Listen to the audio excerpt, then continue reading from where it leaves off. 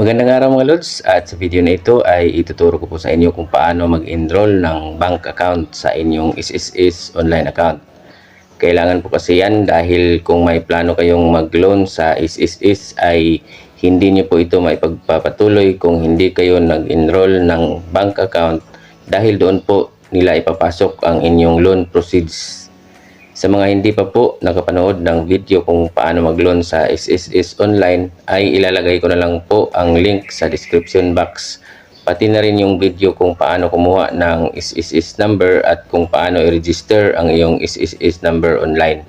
Bago tayo magpatuloy sa ating video ay hinihingi ko po na mag-subscribe ka muna sa channel ko at i-click ang notification bell para updated ka sa mga video tutorial na i-upload ko. Unang gagawin ay mag-login lang kayo sa inyong SSS online account. Tapos, i-click nyo itong services. Ganito na yung lalabas ay i-click nyo po itong disbursement modules. Pag may lumabas naman na ganito ay i-click lang ang disbursement account enrollment module.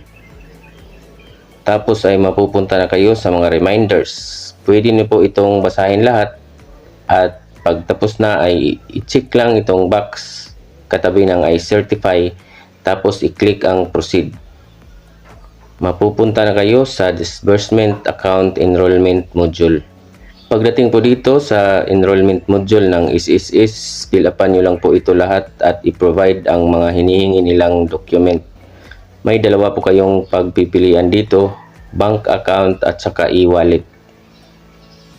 Pero advice ko lang po na bank account yung i-enroll ninyo dahil ang e-wallet po ay hindi acceptable kung mag-file kayo ng loan sa SSS tulad ng salary loan at calamity loan. Para lang po yan sa ibang mga benepisyo. Tandaan din po na sa pag-enroll ng bank account ay kailangan po na kung ano yung nakapangalan sa SSS membership ay yun din po ang nakapangalan sa bank account na i-enroll ninyo. Hindi nyo po pwedeng i-enroll yung bank account ng asawa ninyo, anak, magulang, kapatid at iba pa. Tapos yung hihingin po nila dito ay yung account number po. Kung mag-i-enroll ka ng ATM card ay wag yung card number.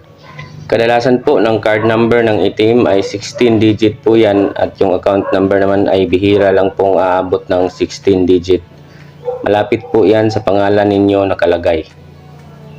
Dito sa part na to ay kailangan nyo pong mag-upload ng inyong proof of account tulad ng ATM card, passbook, deposit slip, screenshot ng inyong online banking at iba pa. Marami po kayong pwedeng pagpilian dyan.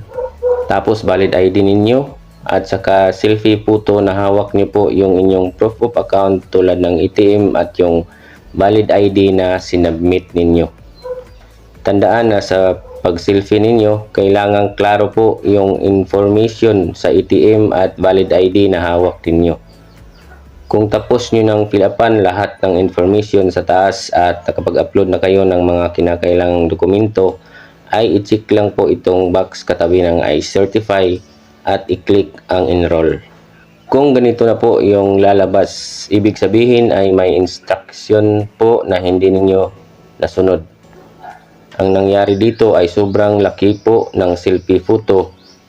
Maximum of 3 MB lang kasi ang allowed sa mga hinihingin nilang dokumento, kaya kailangang palitan yung selfie photo. I-click nyo lang ang OK at palitan yung hinihingi nilang dokumento. Kadalasan kasi ng picture sa cellphone camera ay lagpas po yan ng 3 MB.